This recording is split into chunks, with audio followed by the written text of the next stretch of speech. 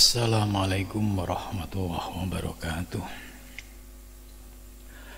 Ila khandrati Nabil Mustafa Rasulillah sallallahu alaihi wasallam wa ala ikhwanihi minal anbiya wal mursalin wal awliya wa syuhada wa syalikin wal malaikatil muqarrabin, khususun musannif hadal kitab Imam Al-Ghazali wa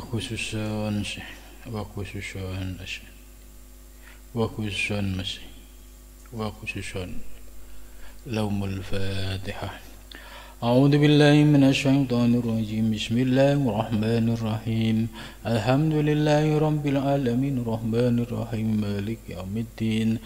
Iyyaka na'budu wa iyyaka nasta'in ihdinas siratal mustaqim siratal ladzina an'amta 'alaihim ghairil maghdubi 'alaihim waladdallin. Bismillahirrahmanirrahim. Alhamdulillahilladzi 'allamani bi ulumil ulama'ir rasihin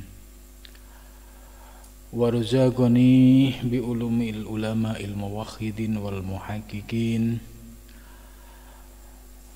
Wassalatu wassalamu ala sayyidil wujud wal arwah nabiyyina Muhammadin sallallahu alaihi wasallam alladzi jaa bisyari'ah wat thariqah wal haqiqah wal ma'rifah wa ala alihi wa sahbihi ajma'in, amma ba'du. Subhanaka la ilma lana illa ma 'allamtana innaka antal alimul hakim. La haula wa la quwwata illa billahil aliyyil azim. Rabbi shrah li sadri wa yassir li amri wahlul 'uqdatam min lisani yafqahu qawli, amin ya rabbal alamin. Malam ini kita akan lanjutkan pengajian kitab Bidayatul Hidayah dan kitab Ihya Ulumuddin. Pembahasan pada kitab Bidayatul Hidayah yaitu telah sampai pada bab Adabul Wudu'i, yaitu bab membahas tentang Adabul Wudu', adabnya wudu.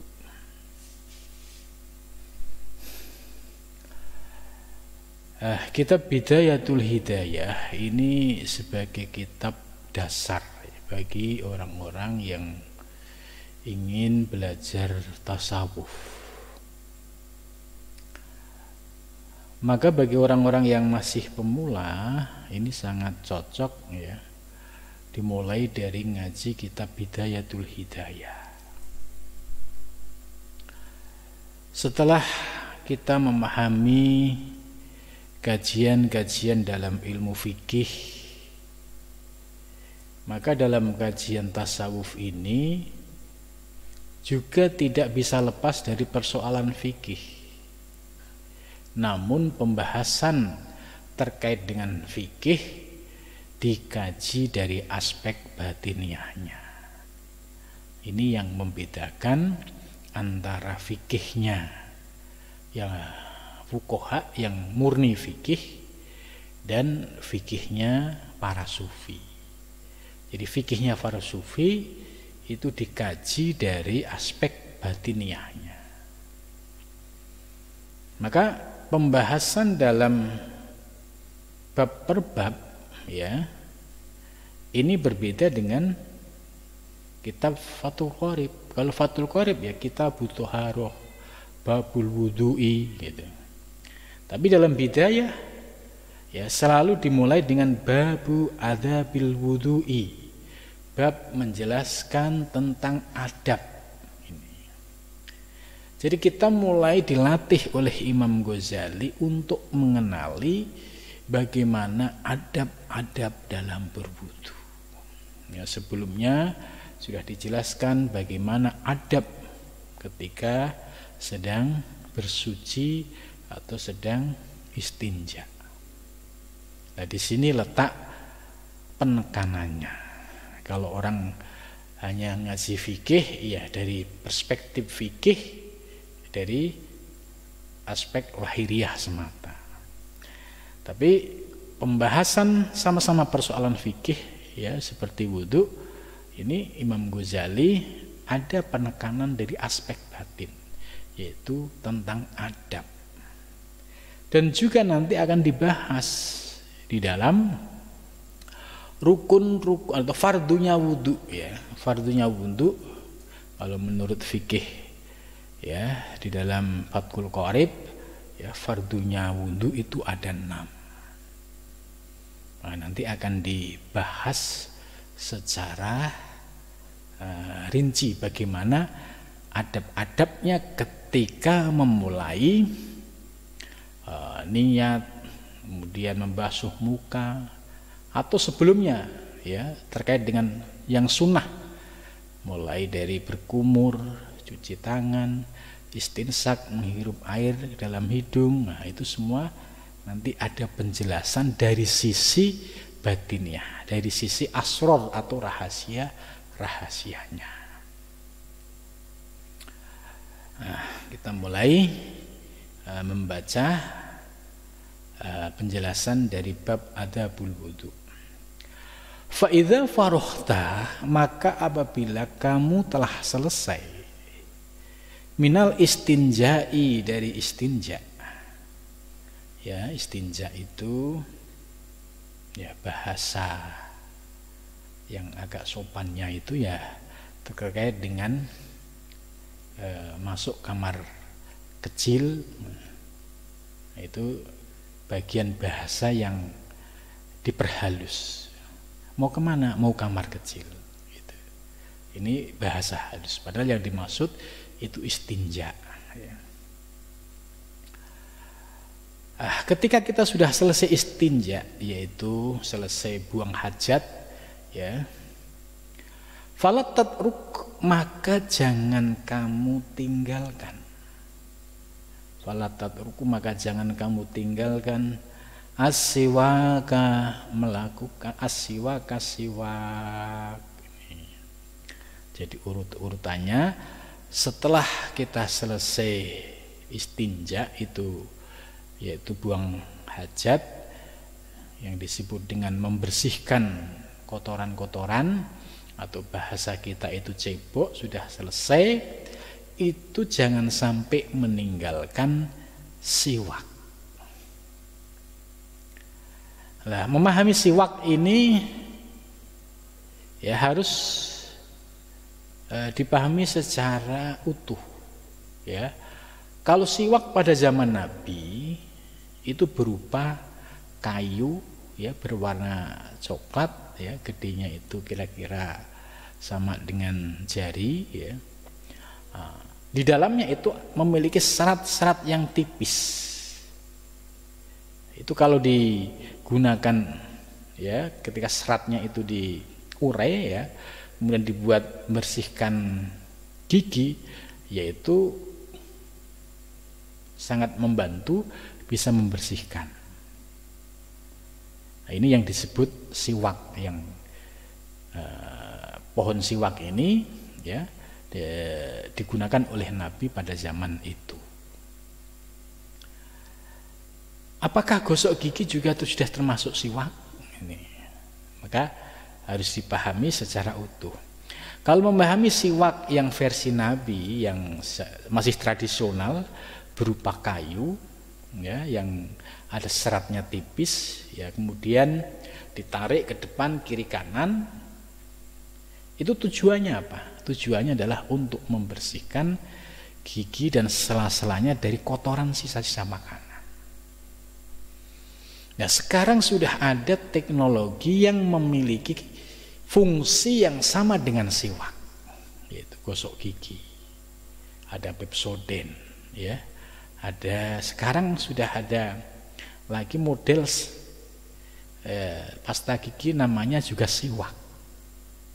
Ya, harumnya, baunya juga sama dengan siwak.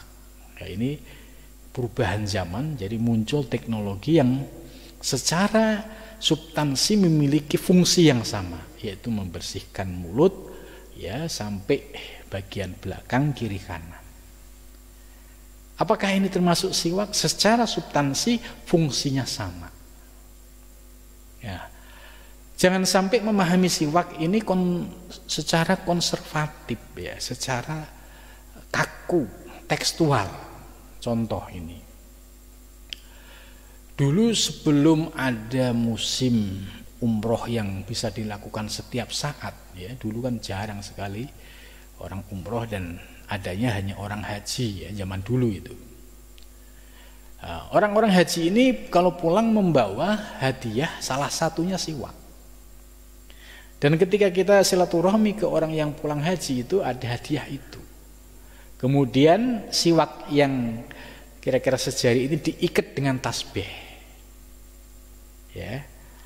Terus setelah diikat dengan tasbih, siwak ini digunakan setiap mau melakukan sholat. Ya, kalau sholat 5 waktu, ya misalkan yang wajib itu sudah 5 waktu, belum yang sunnahnya.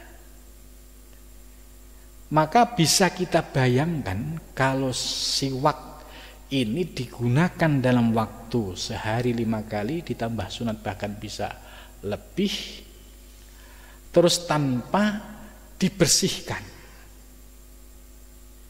Nah, ini kira-kira mengejar sunnah tapi menimbulkan, mengejar sunnahnya itu tadi untuk mengejar siwak dengan yang dipahami secara teks tadi. Oh, siwak harus kayu siwak begini.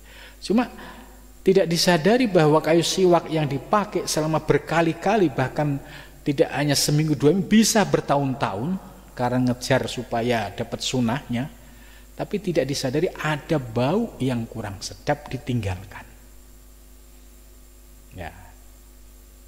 Ini satu sisi mengejar sunnah, tapi sisi lain justru ada meninggalkan perkara-perkara yang justru membuat orang semakin, ya istilahnya mohon maaf, jijik gitu.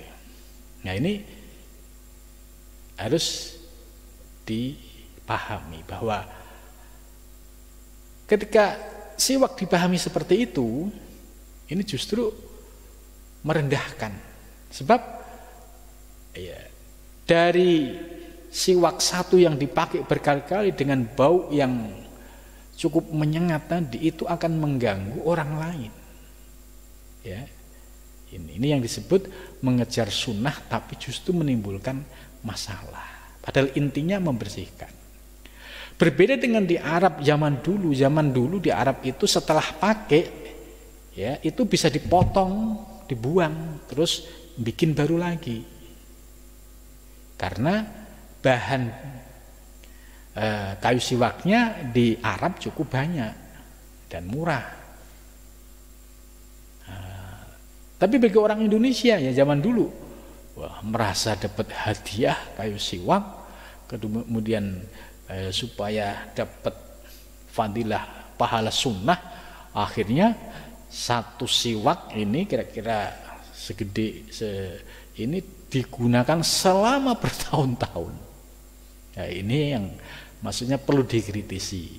Jangan sampai mengejar sunnah tapi menimbulkan yaitu madorot, sesuatu yang menjijikkan, itu hukumnya bisa menjadi haram. Karena dari sisi bau, ya tentu jijik lah. Wong satu kayu digunakan selama bertahun-tahun. Nah, sekarang kita sudah mulai terbuka ya, bahwa gosok gigi ya dengan sikat gigi ditambah ya pasta giginya ya, seperti Pepsodent dan lain sebagainya, itu justru memiliki fungsi yang sama sesuai dengan anjuran Rasulullah, yaitu bisa membersihkan ya sela-sela gigi dan membuat bersih dari segala kotoran. Nah, ini apakah tidak termasuk siwak? Ya justru ini siwak, karena secara substansi memenuhi syarat, yaitu tujuan Nabi menganjurkan siwak supaya giginya bersih ya, sekalipun bentuknya bentuk ya lain ya. Ini. Jadi siwak ini sudah dianjurkan oleh Nabi besar Muhammad SAW ya 14 abad yang lalu. Artinya Rasulullah SAW itu sosok Nabi yang bersih, ya, tidak mau melihat umatnya itu kumuh, tidak mau melihat umatnya sebulan, 2 bulan, 3 bulan tidak pernah gosok gigi, gitu.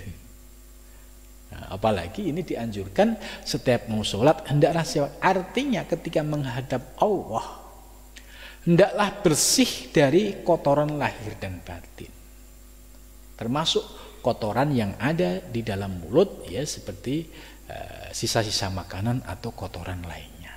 Ini Nabi sudah mencontohkan bahwa ajaran Islam ajaran yang cinta kebersihan.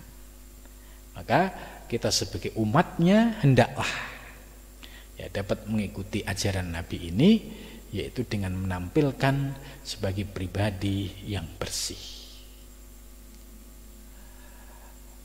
Fa innahu, maka sesungguhnya siwak mutahhiratun itu dapat membersihkan, ya, lil fami bagi mulut, ya, mulut kurang sedap, ya, bau kurang sedap, kotoran-kotoran yang, ya, bisa menimbulkan bau, ini bisa bersih dengan siwak, ya.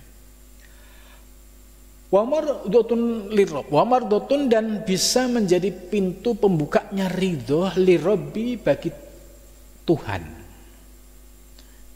Jadi dengan siwak ini bisa menjadi pintu terbukanya ridho Allah. Wa muskhitatun lisyaiton, dan bisa menyebabkan, ya, tidak disukai oleh setan. Artinya apa? Bahwa dengan siwak orang menjadi bersih, rapi, ya, energik. Ya, ini setan nggak suka. Berarti dengan kata lain, setan suka tempat yang jorok, orang yang jorok. Gitu. Nah, ini, ya, sudah jelas disampaikan oleh Imam Ghazali, wa muskhitatun lisyaiton. Wassalatun, dan sholat bisiwakin dengan siwak afdalu itu lebih utama min sab'ina dari 70 apanya sholatnya bila siwakin dengan tanpa siwak. Ya, ini Imam Ghazali, ya, menguatkan tentang keutamaan siwak, ya.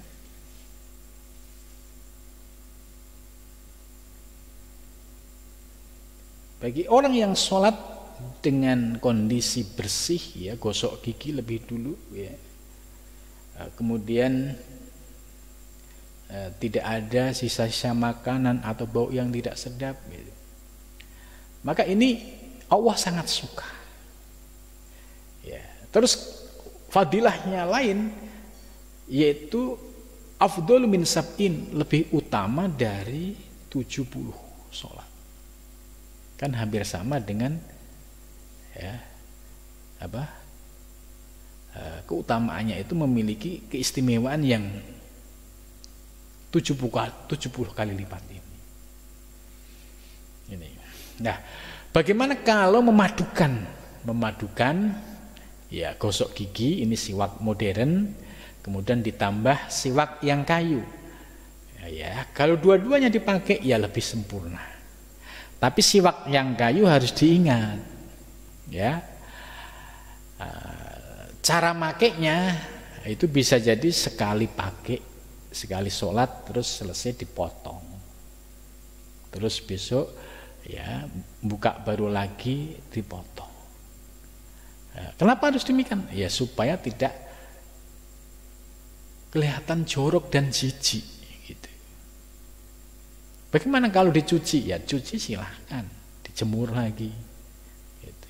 Ini sebagai upaya untuk memahami makna siwak yang sesungguhnya. Jangan ngejar siwak tapi ternyata baunya Itu siwaknya kalau dijatuhin di kolam, ikan sekolam bisa mati. Ya, apalagi kalau berjamaah berdampingan dengan orang lain. Ini namanya ngejar sunnah tapi kehilangan substansi. Nah, ini yang tidak diinginkan. Kita paham apa maqasidus syariah, ya, ada rahasia-rahasia apa di balik siwak ini. Ternyata Imam Ghazali menjelaskan, yaitu memiliki keistimewaan bahkan ya untuk mencapai ridho Allah dan juga dapat menjauhkan dari syaitan. Waruwiya an Abi Hurairah, dan diriwayatkan dari Abi Hurairah radhiyallahu anhu, semoga Allah meridhoi kepadanya. Qala, berkata Abi Hurairah, qala, bersabda siapa? Rasulullah sallallahu alaihi wasallam. Ini hadis yang sering digunakan sebagai dasar siwak, ya, di kitab Bulughul Maram juga hadis ini ada. Laula an asyukku ala ummati la amartuhum bisiwak fi kulli sholatin. Laula an asyukku, andai aku tidak memberatkan, ala ummati, atas umatku, la amartuhum, niscaya aku menyuruh mereka, bisiwaki, dengan siwak gitu. Jadi Rasulullah sampai mengeluarkan hadis, andai tidak memberatkan umatku, niscaya aku akan memerintahkan kepada umatku untuk melakukan siwak fi kulli sholatin, pada tiap-tiap sholat. Wa anhu, dan dari Nabi sallallahu alaihi wasallam, umirtu, aku diperintah, bisiwaki, dengan siwak, ya. Umirtu, aku diperintah, bisiwaki, dengan siwak, hatta khasyitu, sehingga aku tuh khawatir, ya, ayyaktuba, ya, hendak dianggap wajib alayya, atasku, ya.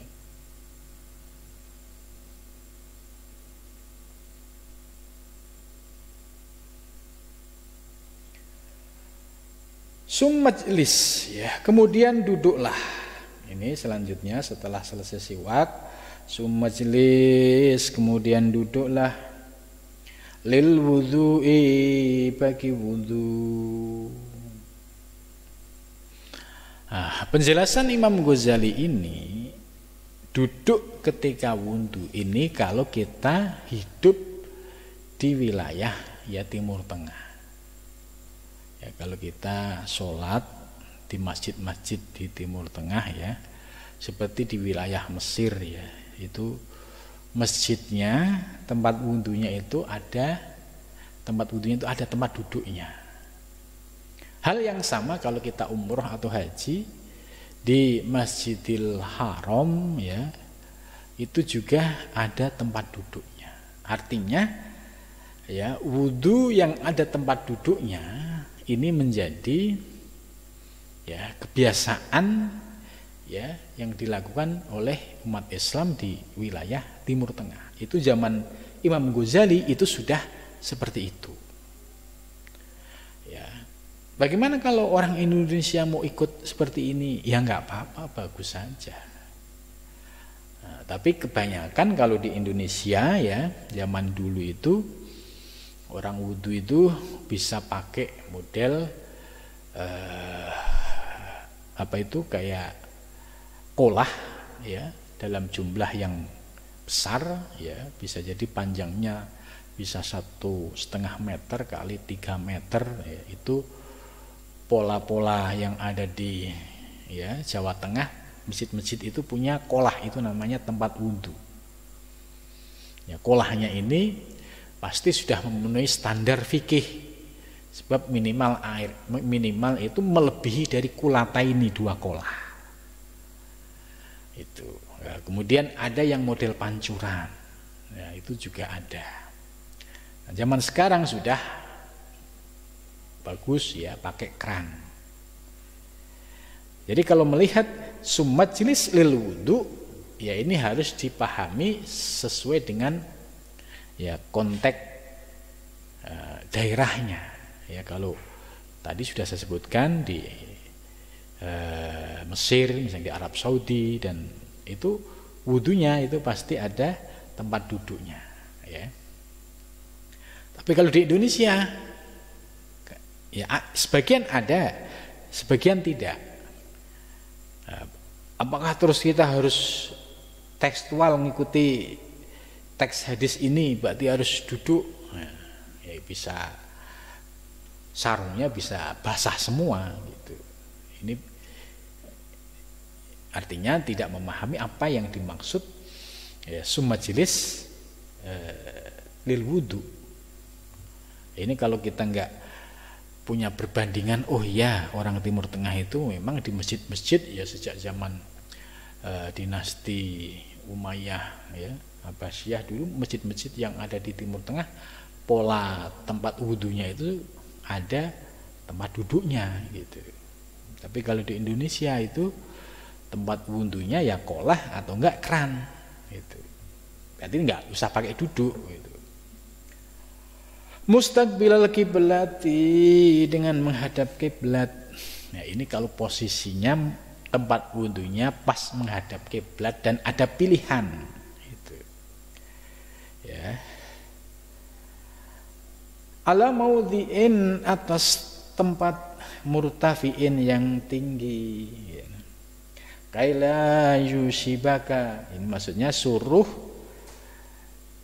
nyari tempat yang posisinya agak tinggi, murtafi'in, supaya apa? Kaila yusibaka, supaya tidak mengenaimu apa ar-rososu, yaitu cipratan.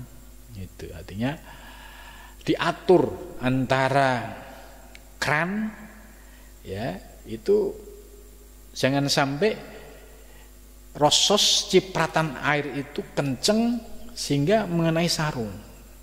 Ya, ini juga sangat penting ketika di kamar kecil ya. Ini harus perlu diperhatikan, kalau sampai airnya terlalu kencang kemudian cipratannya mengenai sarung dan itu najis, ya ini bisa repot ya, sholatnya bisa tidak sah karena kecipratan barang najis. Tapi kalau wudu ini hanya kecipratan rosos, yaitu air cipratan, ya tidak apa-apa kalau wudu. Tapi kalau yang di kamar mandi, kamar kecil, itu perlu dilihat ya, kalau airnya terlalu kencang itu justru bisa menyebabkan cipratan air kencing yang bisa mengenai ke sarung kita. Wakul, dan bacalah dan berdoalah Bismillahirrahmanirrahim. Ya, ini diajarkan oleh Imam Ghazali, duduk kemudian nyari tempat menghadap kiblat. Ini yang ideal ya. Tapi kalau kita di satu masjid ya sudah ngikutin ada yang ada, terus membaca Bismillahirrahmanirrahim. Ini sunnah ya, bukan menjadi fardu. Rabbi a'udzubika min hamazatis syayatin wa a'udzubika rabbi ayyahdurun. Ini doa ketika ya sebelum dimulainya wudu. Bismillahi, dengan nama Allah, artinya bismillahi itu dengan kekuatan Allah. Ya. Ar-Rahman yang maha pengasih, Ar-Rahim yang maha penyayang. Ya, mohon kekuatan dari Allah yang maha pengasih dan maha penyayang. Rabbi, Tuhanku, A'udzu, aku berlindung bika denganmu, min hamazatis syayatin, dari bisikan-bisikan setan. Ini jadi sejak wudu diajari oleh Imam Ghazali baca bismillah supaya mendapatkan kekuatan Allah. Ya, ketika mau sholat nanti diberikan perlindungan dari Allah dari godaan-godaan bisikan-bisikan setan. Wa'udzubika, dan aku berlindung kepadamu ya Allah, Rabbi, wahai Tuhanku, ayyahdurun,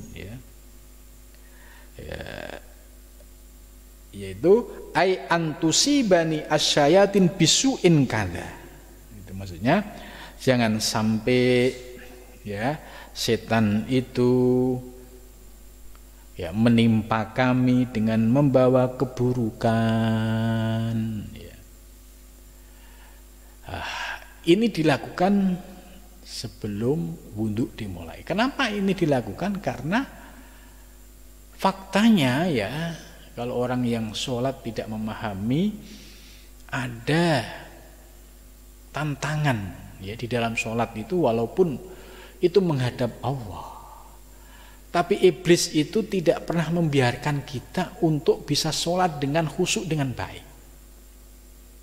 Maka iblis itu datang pada saat kita sholat dengan menghadirkan tadi min hamazatis syayatin, yaitu bisikan-bisikan setan. Melalui apa? Melalui bisikan-bisikan negatif. Tiba-tiba ketika takbir muncul persoalan-persoalan, muncul masalah-masalah. Akhirnya fokus ibadahnya hilang. Kemudian diikutin terus selama sholat dari takbir sampai salam, iblis menarik pikiran kita dengan khayalan-khayalan, tiba-tiba tanpa sadar sudah salam. Nah, ini iblis sukses di dalam menjalankan tugasnya. Karena iblis sudah jelas akan menggoda ketika kita melakukan sholat, maka Imam Ghazali mengajarkan terapinya, doanya dengan bismillahirrahmanirrahim, Rabbi a'udzubika min hamazatis syayatin wa a'udzubika Rabbi ayyahdurun. Ini doa supaya kita diprotek, dijaga oleh Allah pada saat kita sholat, tidak muncul bisikan-bisikan negatif dari iblis atau dari setan yang dapat membuyarkan konsentrasi kita, yang dapat menghilangkan kefokusan kita di dalam ibadah. Nah, penjelasan Imam Ghazali ini sangat penting, sebab di kitab fikih nggak diajarkan. Fikih yang penting sunahnya apa? Sunahnya yaitu baca bismillah, kemudian terus bersihin tangan, terus kumur gitu. Tidak dijelaskan aspek-aspek asror di dalamnya. Imam Ghazali menjelaskan, ketika sholat tuh kamu akan digoda oleh iblis dengan berbagai macam bisikan. Nah, sebelum sholat maka perlu diprotek dengan doa-doa ini. Ini bagian dari ikhtiar. Kalau kita berdoa ini kemudian Allah memberikan kemudahan, alhamdulillah. Karena kita bergantung memohon perlindungan kepada Allah. Tapi kalau kita tidak menyadari bahwa di dalam sholat kita itu ada kekuatan setan yang terus memberikan bisikan, ini enggak kita sadari, sampai kapanpun sholat kita juga akan seperti itu terus. Sholat secara fikih bagus, cuma dari takbir sampai salam tidak ingat sama Allah, bahkan sama sekali. Nah, ini yang dianggap sholatnya ini sholat-sholatan. Padahal aqimis sholah, inna sholah lidzikri. Laksanakan sholat, sesungguhnya sholat itu untuk mengingatku, yaitu mengingat Allah Subhanahu wa ta'ala. Nah, kemudian selanjutnya setelah doa tadi, ya, kita hafal bareng-bareng. Bismillahirrahmanirrahim. Rabbi a'udzubika min hamazatis syayatin wa a'udzubika rabbi ayyahdurun. Ya, ini doanya. Setelah itu sumaghsil, kemudian basuhlah yadaika, kedua tanganmu. Ini sunnah masih. Salasan 3 kali. Disuruh membasuh tangan 3 kali.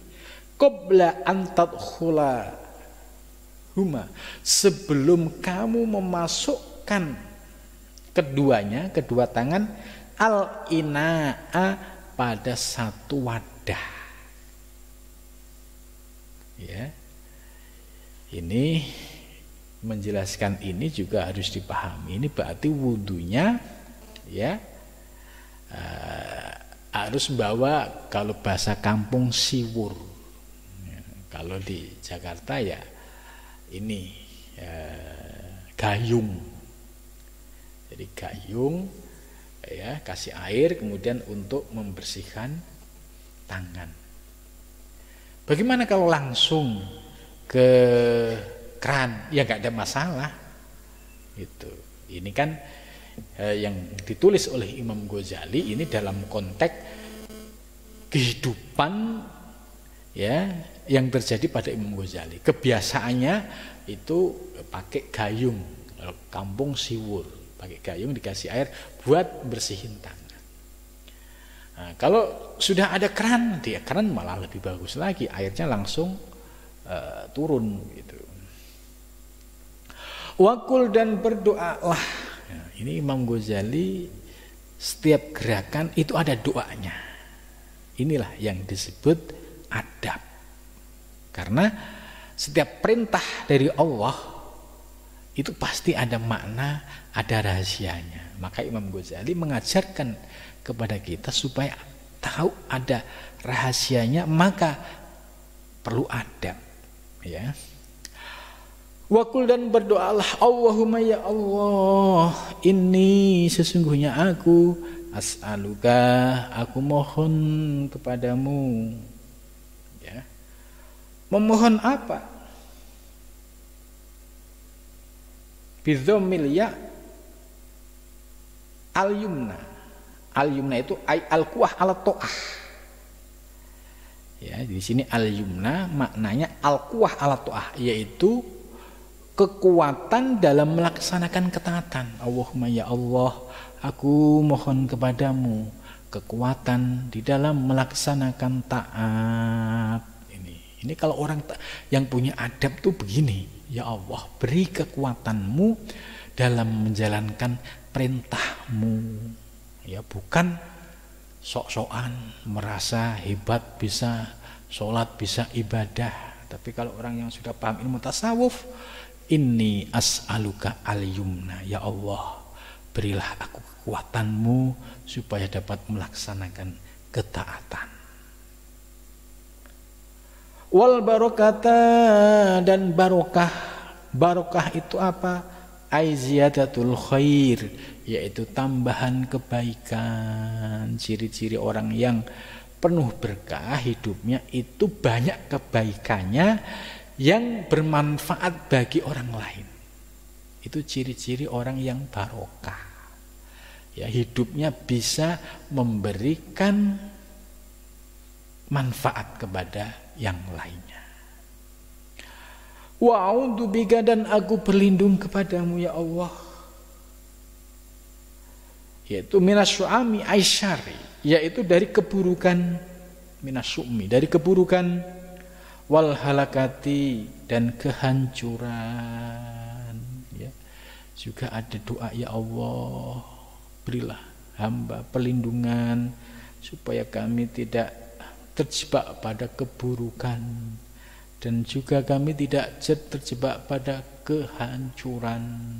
Nah, dalam ibadah kalau nggak ngerti ilmunya dari ilmu-ilmu ini seperti ini, itu yang ada ibadahnya itu bisa menyebabkan keburukan.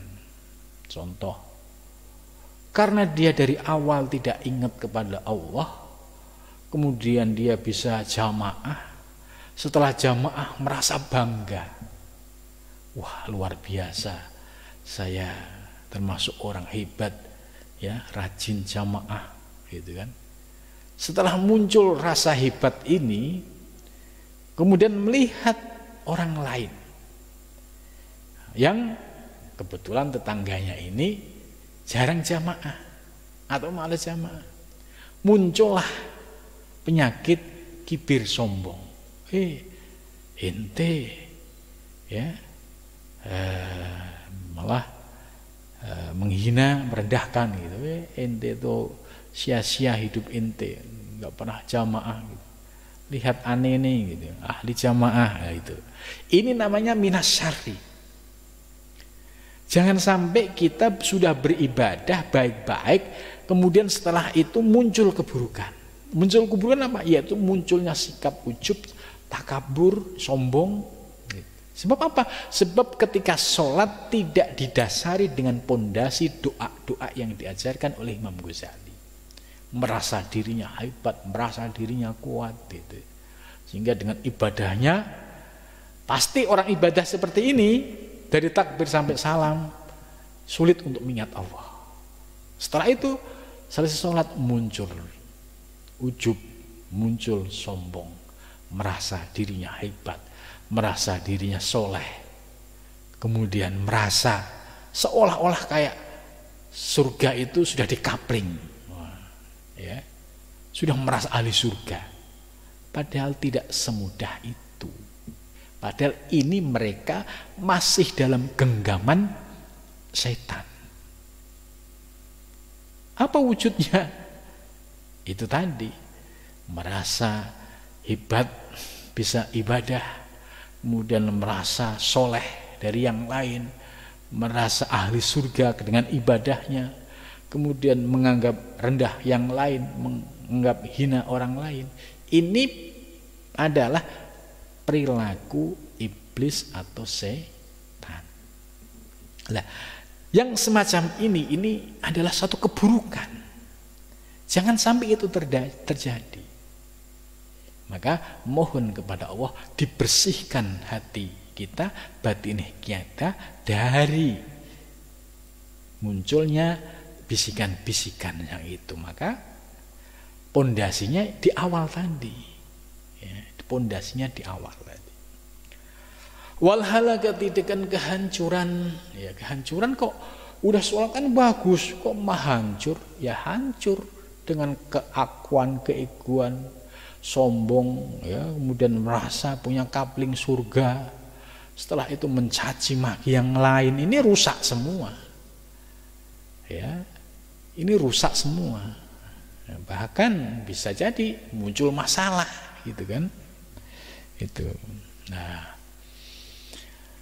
kenapa demikian? Ya karena dia dalam beribadah hanya memperhatikan aspek formal fikih semata, tidak menyadari bahwa di dalam sholat ini juga ada penyakit-penyakit batiniah yang sering muncul dalam diri kita, yang digerakkan oleh iblis yang masuk ke dalam diri kita melalui aliran darah. Setelah itu kemudian berikutnya sumanwi, kemudian niatlah, ya, raf'al hadasi,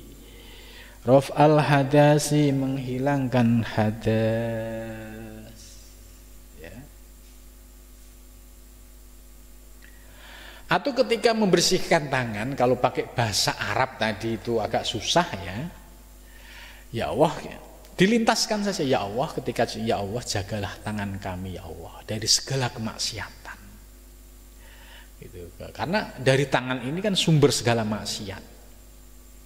Ya, korupsi semua itu kan berawal dari tangan, dari tanda tangan, ya, dari macam-macam. Itu awal mulanya. Nah ini mohon perlindungan kepada Allah supaya tangan kami dijaga ya Allah, dijauhkan dari gerakan-gerakan setan yang bisa merusak diri kita. Allahumma khfat yadaya min ma'asika kulliha.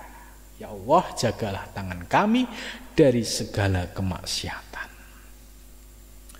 Sumanwi, kemudian niatlah raf'al hadasi, menghilangkan hadas, ya, hadas kecil, hadas yang disebabkan oleh seperti keluar yaitu kentut, yaitu raf'al hadas, au istibahatus shalah, atau niat untuk istibahatus shalat, yaitu diperbolehkannya melaksanakan sholat. Itu artinya kalau orang sedang tidak bisa pakai air, berarti tayamum. Wala yang bagi dan tidak pantas, yang bagi itu seyukianya, ya. Wala yang bagi dan tidak pantas, tidak layak. Anta zaba niyataka, anta jaba di sini bidomil zai wa kasriha, yaitu anta zuba, ya, itu anta zuba kan bidomil za. Itu artinya ait tagiba anka zikron.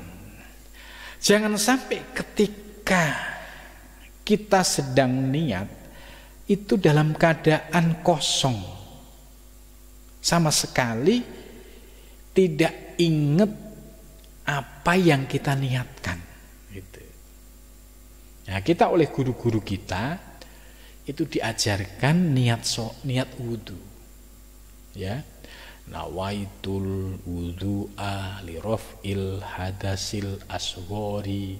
Ini doa-doa yang diajarkan oleh guru-guru kita ini berupa teks ini.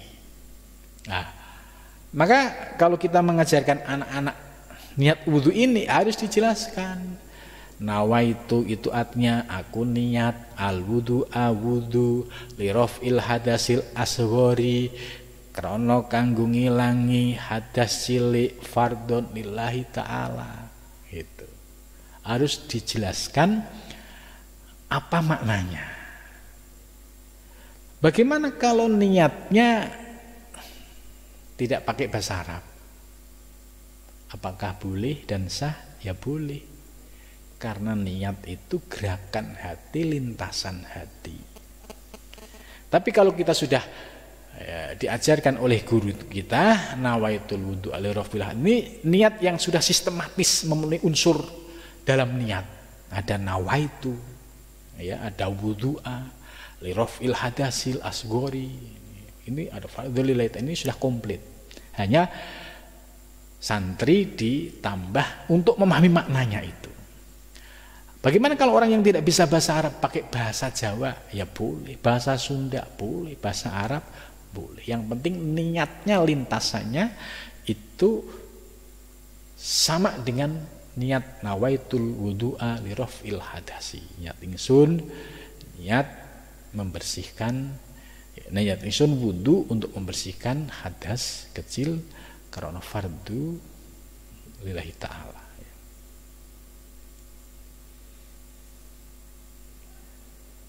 Qabla guslil wajhi, ya, ini dilakukan sebelum membasuh muka.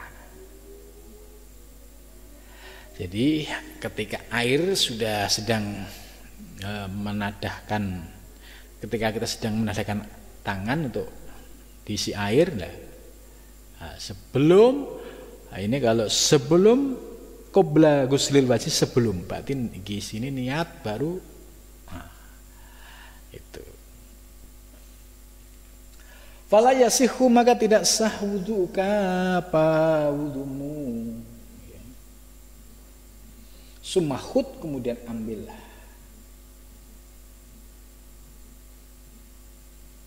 Gurfatan. Gurfatan itu satu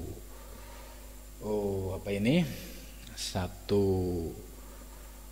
air yang ada di dalam genggaman ini, livika watamat madhobiha salasan, itu satu gurfah, itu satu ciduan untuk ke mulut, kemudian madhoh ya, madhoh itu berkumur salasan, wabalik dan ditekankan firodil ma dalam mengeluarkan air ilal gulsoti ya sampai ke kerongkongan ini, maksudnya ditekankan kemudian dikeluarkan ya. Maksud Imam Ghazali wala yang bagi anta zubaniyataka qabla guslil wajhi, jangan sampai ya niat itu diucapkan atau sebelum membasuh wajah. Jadi sebelumnya itu nggak boleh. Berarti kapan? Kalau fikih Fathul Qorib itu muqaranah ketika indah ghuslil wajhi. Berarti ketika begini hati sudah niat. Ya, Imam Ghazali layang bagi, bahkan ada penekanan di bawahnya tadi ya, fala yasihu wuduka. Itu kalau niatnya sebelum ya air di raf'ul wajhi ini oleh Imam Ghazali fala yasihu wuduka, enggak sah wudu. Berarti wudu itu niatnya itu ketika air di mengenai wajah kita. Jadi muqaranah itu ya. Ini yang harus dipahami. Kadang kan wudu itu wudu al-rafil, padahal masih bersih-bersih tangan. Padahal ini masih wilayah sunnah. Ya, sebab niat ini termasuk fardu. Kapan diucapkan? Yaitu ketika ghuslul wajhi, membasuh muka. Jadi ada muqaranah. Nah, ya, maka Imam Ghazali sebelum membasuh wajah kok sudah niat, ini enggak boleh. Apa? Fala yasihu wuduka, menyebabkan wudunya tidak sah. Nah, kemudian berikutnya summa khud ghurfatan lifika wa tamat nada biasalah sanna balafiratil illa antakuna, kecuali dia syaiman sedang puasa. Jadi kalau orang yang berkumur, kalau posisinya puasa yang biasa-biasa aja. Kalau dia tidak puasa itu bisa agak ditekankan. Fatarafak, maka ya sedang saja. Wakul, dan berdoalah Allahumma ya Allah, a'inni ala tilawati kitabika, a'inni berilah pertolongan kami ala tilawati kitabika, atas membaca kitabmu yaitu Al-Quran, wa kasrati dzikri, dan banyaknya zikir laka bagimu. Jadi pada saat berkumur mohon kepada Allah ya, mudah-mudahan lesan ini bisa digunakan untuk membaca Al-Quran dan memperbanyak zikir. Wasabitni, dan tetapkanlah kami bil qauli, dengan ucapan as-sabiti, yang kokoh, fil hayati dunia, dalam kehidupan dunia, wa fil akhirati, dan di akhirat ya. Summa khud ghurfatan wa wa'lam. Kita akan lanjutkan pada minggu yang akan datang. Selanjutnya kita akan mengkaji kitab Ihya Ulumuddin.